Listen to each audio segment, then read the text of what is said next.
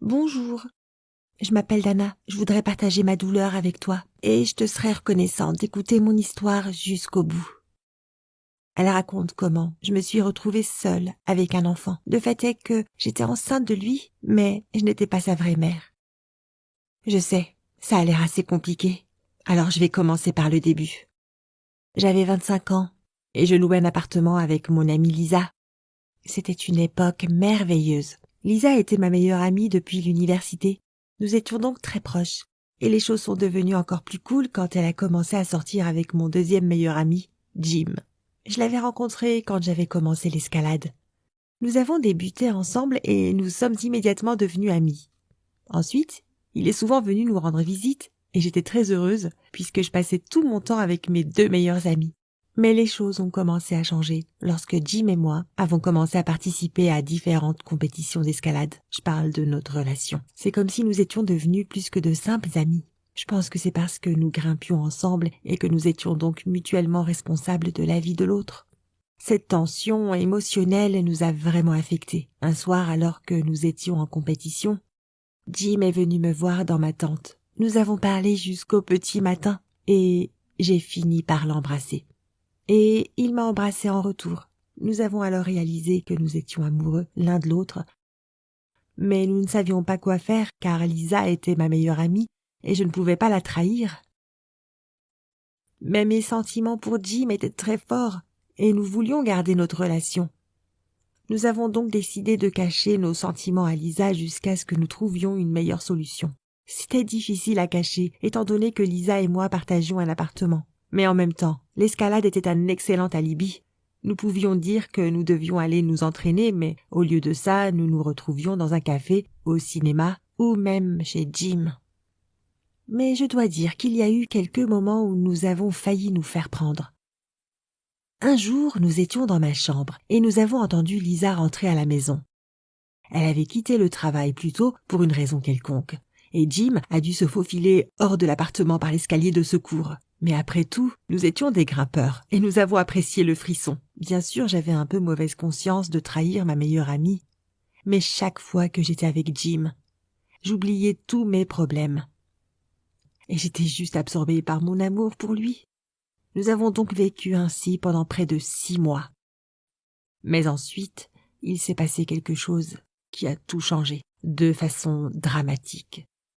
L'été approchait. Lisa a émis l'idée qu'on passe les vacances tous ensemble. Elle voulait absolument aller dans un parc national et passer une semaine dans la nature. C'était une bonne idée et nous pensions que ce serait la meilleure semaine de notre vie. Mais elle s'est avérée un peu plus compliquée que prévu. Jim était en permanence avec Lisa et nous ne trouvions pas le temps d'être tous les deux. Alors, un jour, j'ai eu une idée. Il y avait une petite montagne près de l'endroit où nous campions. Nous avions notre équipement d'escalade avec nous. Alors j'ai suggéré que nous nous entraînions un peu dans l'espoir que Lisa reste au camp et que je puisse passer un peu de temps avec Jim. Mais elle a commencé à essayer de nous persuader de l'emmener avec nous, afin qu'elle puisse s'initier à l'escalade. Nous n'avions aucune raison de lui dire non, mais j'étais agacée qu'elle nous accompagne. Nous sommes donc arrivés au pied de la paroi. Nous avons commencé à nous préparer et nous avons pris toutes les mesures de sécurité. Le rocher n'était pas très haut et l'escalade ne présentait pas de danger particulier, même pour une débutante. Nous avons commencé à grimper. Jim était devant, Lisa grimpait derrière lui et je fermais la marche. Mais soudain, la corniche à laquelle Lisa était suspendue s'est rompue, elle a glissé et a commencé à chuter. La corde de sécurité était censée la retenir, mais quelque chose a mal tourné. Et une seconde plus tard, Lisa est tombée au sol. Nous étions morts de peur à ce moment-là. Je suis descendue rapidement et j'ai vérifié l'état de Lisa. Son casque avait protégé sa tête et ses jambes étaient intactes, mais elle se tordait de douleur et se tenait le ventre. Nous devions emmener Lisa à l'hôpital immédiatement.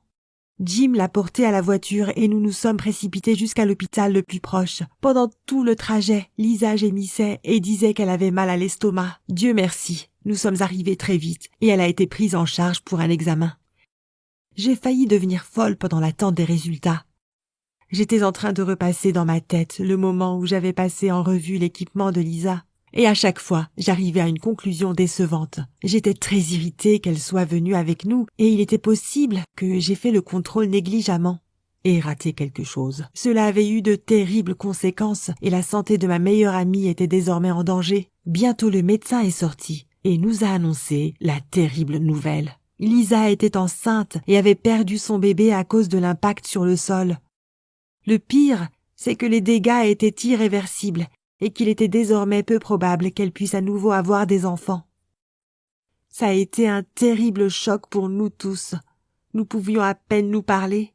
Nous restions simplement assis à la maison, à nous regarder en silence, et chacun de nous était en proie à des sentiments terribles. Lisa et Jim souffraient de la perte de leur bébé, et maintenant, ils ne savaient plus quoi faire. Quant à moi, je vivais un enfer avec ma conscience. Je me sentais coupable d'avoir gâché la vie de ma meilleure amie. Et c'est arrivé parce que j'essayais d'être seule avec son propre petit copain. Mais d'un autre côté, mon amour pour Jim me tuait. Il s'est avéré que le type qui disait m'aimer allait avoir un bébé avec une autre fille. J'étais dans la confusion la plus totale, mais nous devions passer à autre chose. Malheureusement, Lisa est tombée dans une terrible dépression après cela, et j'ai fait de mon mieux pour l'aider. Elle passait ses journées allongée sur le canapé à pleurer. J'ai essayé de l'emmener en promenade, de lui préparer des plats délicieux, de lui montrer des films drôles, et même de partager son lourd fardeau. Mais rien ne pouvait combler le vide de la perte d'un enfant.